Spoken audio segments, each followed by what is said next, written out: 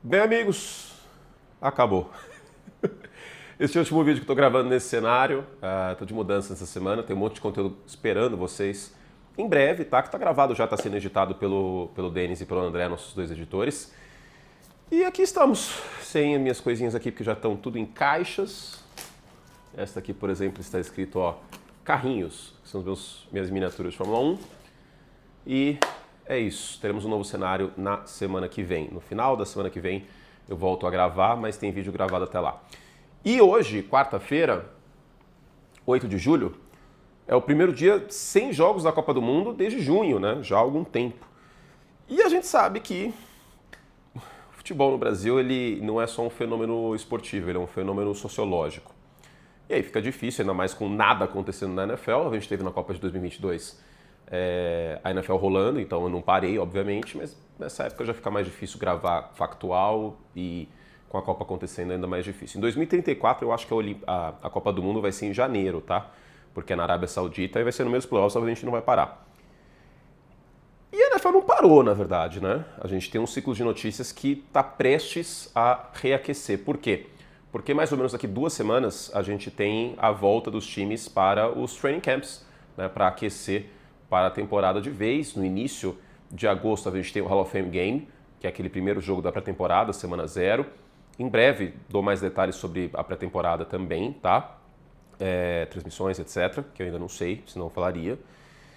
E tem, claro, a abertura da temporada, uma semana 1 muito recheada. Na quarta-feira tem Seahawks e Patriots, na quinta-feira tem 49ers e Rams, aí tem os jogos no domingo, na segunda tem a volta de Bo Nix e Patrick Mahomes, espera-se, aliás eu vou falar sobre isso no vídeo de hoje. Então, tem o jogo do Rio no final de setembro, tem muita coisa pra gente conversar, né? Aos poucos, setembro vai chegando. E lembrando, a cada gol que a Argentina tomar no mata-mata da Copa do Mundo, tem um Like Plus sorteado. Já serão 4, hein? 4 Like Plus, por enquanto, sorteados no Vencedores e Perdedores da Off-Season, que eu vou postar depois da Copa. Sem mais delongas, vamos para a vinheta na tela. Tá esquisito esse cenário assim, né? Tá esquisito, parece que é um último episódio de uma série, tipo O Maluco no Pedaço, Friends. Mas é isso, eu odeio fazer mudança. É a minha 13ª mudança na minha vida. Espero que eu fique um bom tempo nesse apartamento próximo. Seguinte, Brandon Aiyuk. Brandon Aiyuk é uma das notícias que você vai acompanhar no final de julho na NFL, provavelmente. Ou não, né? Porque eu não sei se algum time é doido o bastante para contratá-lo. Ele está cavando até não poder mais o Washington Commanders. A questão, pelo que foi me dito, é que o Jayden Daniels, embora tenha sido companheiro de faculdade do Aiyuk lá atrás, no college em Arizona State, antes inclusive, do Daniels ir para LSU, ele nem segue o Aiyuk no Instagram. Então, assim, fica um pouco mais difícil vislumbrar isso. E por que ele está cavando isso? Pela suposta conexão com o Jayden Daniels. E também porque o Washington Commanders é um time que talvez almeje ir para a pós-temporada, mas wide receiver é uma questão, né? Porque tem o Dyami Brown lá como uma provável segunda opção, especialmente em profundidade, como foi no jogo contra os Lions, aliás, nos playoffs, há 2 anos. E, claro, o Terry McLaurin, mas o Terry McLaurin tem um histórico de lesão que não é dos mais agradáveis. A questão é que o Brandon Aiyuk também tem um histórico de lesão que, em meio a todos os delírios dele, todas as bobagens que ele está falando em rede social, que, assim, é realmente impressionante como o peixe morre pela boca, né? Todo próximo vídeo do Brandon Aiyuk, próximo story, é sempre o pior, uma coisa inacreditável. Se eu fosse general manager, eu ia querer distância do Brandon Aiyuk no meu time. Não só pelo temperamento / comportamento, mas também que não tem nenhuma previsibilidade de que ele vai produzir. A última vez que a gente viu o Brandon Aiyuk foi no início da temporada em São Francisco, há 2 anos, basicamente, e ele não foi tão bem assim. Né? A gente até brincava, ô Brandon Aiyuk, caiu o Pix aí, amigão, você renovou o contrato, bora jogar. Será que algum time vai contratar o Brandon Aiyuk? De qualquer forma, acho que a gente ainda vai ter algumas manchetes aí no final do mês, porque os training camps estão voltando e ele vai querer espaço em algum lugar. Falando em wide receivers, a gente tem 2 nomes bastante badalados no mercado. Em breve eu vou fazer um vídeo sobre isso, de nomes disponíveis ainda no mercado. Vai ser um cenário novo já, provavelmente. E eu fiz, pela primeira vez em muitos anos, a lista de 7 melhores wide receivers, que também vai ao ar na próxima semana, sem Tyreek Hill. Até porque a gente não tem a menor ideia de como volta o Tyreek Hill depois da lesão que ele sofreu no ano passado no Monday Night Football contra os Dolphins. Aquela lesão horrível no joelho, imagem bem chocante. E o Stefon Diggs? O Stefon Diggs, entre aspas, foi trocado pelo Romeo Doubs em New England. Ele sai, entra o Romeo Doubs, sobretudo para o slot. lá com o Drake May e o A.J. Brown no perímetro. Stephon Diggs continua sem time, ele começou a carreira no Minnesota Vikings, depois foi trocado para os Bills, e aí teve a passagem um pouco menos brilhante, mas não chegou a ser ruim, no Houston Texans, e no ano passado esteve em New England. Deve ter um novo time, resta saber se ainda tem gasolina para queimar o Stephon Diggs e qual time apostaria nisso. Agora, sobre o Tyreek Hill, será que dá para descartar 100% o Kansas City Chiefs? Uma reunião? Será? 100%? Não sei. Vamos ver. Terceira pauta, lesões, porque tem muitos jogadores voltando de lesão neste momento nos training camps. Então a gente vai ouvir bastante sobre o estado de recuperação de vários deles. Eu separei aqui cinco. Micah Parsons, a expectativa é que volte só em outubro, mas é importante entender como estão as coisas. Bo Nix, a expectativa é que não esteja tão limitado no training camp. Mesma coisa o Patrick Mahomes, os dois jogam na semana 1 no Monday Night Football, inclusive. Que tal o Justin Maribuik? A defesa dos Ravens sofreu sem o Maribuik no ano passado. Isso foi pouco mencionado, deveria ter sido mais falado, inclusive, não só pela imprensa como toda, na minha parte também, acho que eu deveria ter falado mais sobre. Peça muito importante no miolo da defesa dos Ravens. E o Malik Neighbors, que não existe um otimismo tão grande para ele começar a temporada, o Sunday Night Football da semana 1 contra o Dallas Cowboys jogando, mas são peças para lá de importantes para o dominó da temporada regular. Dominó, que foi uma banda, inclusive, é a do Marcelo Augusto, Dominó, que é no Gugu toda semana. Eu não tenho a menor ideia, mas me veio à cabeça isso. Quarta pauta que você vai... Não tão quente essa pauta. Quarta pauta que você provavelmente vai ver notícias, headlines, manchetes no mês de julho e início de agosto é a bagunça de quarterback dos Cardinals. Eu não tenho a menor ideia de quem vai ser quarterback de Arizona neste ano como titular na semana 1. Significa que eu sou um profissional ruim? Não. Significa que o planejamento do Arizona Cardinals que é ruim, porque honestamente ninguém sabe. Nesse primeiro ano do LaFleur, ninguém sabe. A tendência é que seja Jacoby Brissett. Mas o Brissett está descontente com a situação financeira. Ao mesmo tempo, será que a Arizona vai para a semana 1 com Carson Beck? Eu acho que seria um tremendo de um tiro no pé. Vocês sabem que tem dois nomes que eram muito badalados para quem acompanhava college e eu falava que não era grande coisa. Esses dois nomes são Quinn Ewers e Carson Beck. Nunca gostei de nenhum dos dois como quarterback pensando em NFL. Vamos ver o que a Arizona faz. A Arizona que está numa situação, assim, terrível, né? Porque está numa divisão extremamente difícil, que os três outros times da divisão a gente consegue ver no Super Bowl, e a Arizona está com uma posição que ninguém sabe quem vai ser o quarterback, e o Marvin Harrison Jr. que não rendeu o que poderia / deveria, aliás vai ter vídeo sobre isso sendo editado agora na semana que vem, não só sobre ele, mas outros jogadores que estão devendo. E uma defesa que o Josh Sweat eu acho que jogou melhor do que muita gente viu, ou não viu no caso, né? Porque a Arizona foi um time menos falado, mas assim, a situação da Arizona é muito complicada. Como diria o Gil Brother, descanse em paz, é muito complicada, mas muito complicada mesmo. Aí no caso não tem o resto da frase do Gil Brother, para quem assistiu Sim a Bolsa, que é muita falcatrua com um pouquinho assim de vadiagem. Se você é millennial, com certeza você se lembra de Sim a Bolsa nos idos de 2006. No caso de Arizona, eles estão tentando. Com o Jonathan Gannon não deu certo, o Kyler Murray não deu certo, e é um reset, mas é um reset muito cruel para Arizona, né? Porque é um reset, como eu falei, numa divisão muito difícil. A Arizona que não tem nenhum jogo no horário nobre, lembrando, nessa próxima temporada. Quinta pauta. Joey Bosa. Falando em Sim a Bolsa, eu poderia colocar como Sim a Bolsa.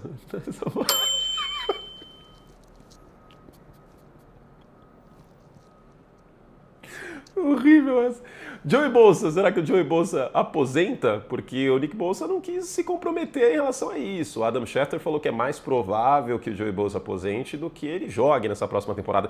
O torcedor dos 49ers, ele já tá sonhando com o Joey Bosa fazendo aí parceria. Aliás, sobre São Francisco, fica comigo até o final que eu vou falar sobre parceria com o irmão. Mas eu tô com um feeling que ele vai aposentar. Sobre isso, eu fiz um vídeo, inclusive, para os membros, tá? Falando sobre a situação do Joey Bosa. E eu tenho minhas dúvidas, porque no final do ano, eu fui atrás dos números, no final do ano, na semana 12, 13 em diante, o Joey Bosa caiu muito de produção. E pelos números até do Next Gen Stats, de velocidade, de explosão, também foi caindo. Então eu não sei se o corpo dele aguenta mais uma temporada, e talvez ele saiba disso, sendo muito sincero. Sexta, agora é o plantão de polícia. Deixa eu beber minha coquinha aqui. Um aviso importante, não sou patrocinado pela Coca, infelizmente. Sou acionista da Coca, inclusive, então tudo bem. Essa aqui é muito melhor, tá? Coca Light. Aí só porque eu fiz isso, vai aparecer um merchan pra eu fazer da Coca Zero eventualmente. Também é bom. E Pepsi também é bom. Eu falo, a gente vive num mundo muito polarizado, né? Muito polarizado. Hamilton ou Leclerc? Aliás, parabéns, Charles Leclerc, hein? Parabéns. Temos que dar parabéns quando as coisas dão certo. Sony ou Xbox? PC ou console? Torcer para a Argentina sendo brasileiro ou não torcer e ser patriota, correto, cidadão de bem? Eu não vou entrar nesse assunto que eu vou ficar irritado. Brasileiro torcer para a Argentina. Eu vou ficar irritado, então eu vou me conter. Mas, voltando, plantão de polícia, infelizmente. Toda off-season é a mesma coisa, né? E aquele negócio, mente vazia, oficina do diabo, né? Infelizmente, porque são 53 jogadores por elenco, 32 times. Aí chega essa época do ano, os caras parece que eles não sabem descansar, eu não consigo entender, porque é uma besteira atrás da outra. E se a gente for parar a pensar objetivamente, quantos jogadores da NFL fazem caridade para sua comunidade e quantos aparecem em manchetes policiais? A diferença é enorme. Os jogadores que fazem caridade são maioria, mas infelizmente o que gera manchete, até porque o cara foi preso, acabam sendo jogadores que são laranja podre nessa situação, né? Respeitado o contraditório e o direito à defesa, nenhum deles é condenado aqui, tá? Deixando muito claro. Mas tem toda uma situação fora de campo para o Jonathan Cooper, peça importante do Denver Broncos. Ainda tem o Zach Allen, o principal Nick Bonito, mas vamos ficar de olho nisso. O Terrion Arnold, né, que eu estou muito querendo dar um livro de presente para ele de teoria geral do processo, especialmente na parte que fala de autotutela, que eu acho que você contratar uma gangue de 6 pessoas para... Enfim, ai meu Deus do céu. E o Josh Jacobs, né, episódio de violência doméstica. Então, situação complicada. O Jonathan Cooper é edge rusher dos Broncos, foi muito bem na temporada passada. O Terrion Arnold, talvez o melhor cornerback dos Lions. Eu sei que tem o Brian Branch, mas ele é safety. E o Josh Jacobs, que é de longe a principal peça do jogo terrestre de Green Bay. Então, vamos entender se a gente tem mais manchetes, mais notícias sobre esses 3, principalmente, no final deste mês. Mas, acima de tudo, vamos respeitar, como eu falei, a legítima defesa. Nenhum deles é condenado pela justiça já. Embora em alguns dos casos tenha até flagrante, né? Mas, enfim. Mas é triste, é de se lamentar. Eu não queria falar sobre isso, mas aconteceu neste ano. E aí eu preciso responder uma demanda de vocês. Me perguntaram, acontece assim toda a temporada? Infelizmente tem casos, mas acho que neste ano o negócio foi mais volumoso, né? Enfim, por dentro do direito. E para terminar, São Francisco contra-ataca? Se eu fosse fazer uma prateleira da NFC Oeste, aproveitando que ela está vazia, aqui teríamos Seahawks e Rams, aqui teríamos São Francisco e aqui teríamos Arizona. Basicamente seria isso, tá? Eu acho que São Francisco não está hoje no mesmo nível que Seattle e que os Rams. Eu ainda vejo algumas questões no San Francisco 49ers. A secundária não é ruim, mas eu gostaria que fosse melhor do que ela é hoje no papel. Queira ou não, acabou de perder de novo o coordenador defensivo Robert Saleh. Queira ou não dá para entender como é a saúde do Nick Bosa para o curto e médio prazo. Queira ou não, a linha ofensiva, eu acho que tem mais questões do que é falado. Queira ou não, o Mike Evans pode ser mais um que vão falar que machucou porque tem uma estação elétrica. Porque assim, teve um monte de jogo na Copa do Mundo em São Francisco, não teve nenhum jogador machucado, né? Vamos lembrar isso aí. Queira ou não, se ele machucava, porque lá tem o Pikachu e o Voltorb do lado do estádio dos 49ers, eles machucam por causa disso. Mike Evans tem um amplo histórico de lesão. Então assim, dá para confiar que ele vai ficar saudável o ano inteiro? E aí, em meio a isso, será que São Francisco contra-ataca nessa corrida, as armas, basicamente, da NFC Oeste? Porque Seattle tem uma defesa que foi a melhor da NFL no ano passado. Os Rams trouxeram o Myles Garrett e tem o atual MVP da liga, o Matthew Stafford. E São Francisco, será que vai fazer uma movimentação? E por que eu estou falando isso tudo? Max Crosby? Não sei. Dá para descartar 100%? Pode ser que seja uma manchete nos próximos dias ou semanas, ou algum free agent, né, na posição aí, uma posição defensiva. Também não dá para descartar o Joey Bosa, embora a aposentadoria seja mais plausível pelo que a gente está vendo. Temos algumas notícias para conversar sobre nos próximos dias e semanas. A NFL está aos poucos voltando. A gente chegou aqui como se fosse um vale, a gente chegou ao finalzinho desse vale, tá? Daqui para frente é só subida de notícia, de pauta, de entretenimento, de doideira, de loucura, de coisa maravilhosa, e aí deixa para lá esses negócios de prisão, tomara que não aconteça mais nenhuma, tudo, né? Todas essas questões, ter que ficar noticiando Brandon Sorsby, draft suplementar, todas essas coisas aí, já foi, tá? Aí agora a gente volta. Olha só que dança maravilhosa. Estou parecendo o coisinha de Jesus do Cacete Planeta. Vinheta na tela, editor, que sou eu mesmo nesse caso hoje. É isso, meu Brasil. Obrigado a você que é membro, que continua com a gente nesse período de tantas poucas notícias, financiando a ração dos meus gatos, graças a Deus. Obrigado a vocês que assistiram algum vídeo durante a Copa do Mundo, que eu sei que monopoliza a atenção das pessoas. E obrigado a você que foi minha companhia neste cenário nos 2 últimos anos. Eu me mudei para esse apartamento para morar com aquela que é a minha esposa agora, que na época era noiva, há 2 anos, em março de 2024.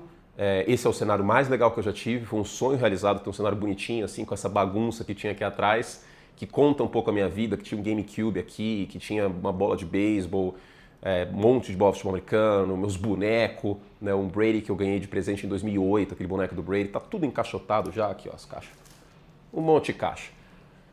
Teremos um novo cenário muito parecido, vou continuar com essa estante, com esse quadro aqui, mas talvez o fundo seja diferente, mas no fundo vai continuar a mesma coisa. Se você gostava do meu cenário, aqui está aparecendo agora 2 vídeos para os membros. Um é a live de Madden que eu fiz nesta tarde de... que dia é hoje? Quarta-feira.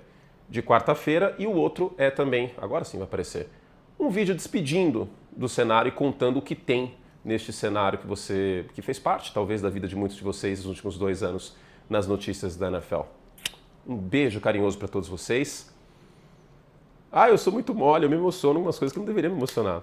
Fizemos todo o estrago que podíamos. Obrigado pela companhia. Amo vocês. Até a próxima. Tchau.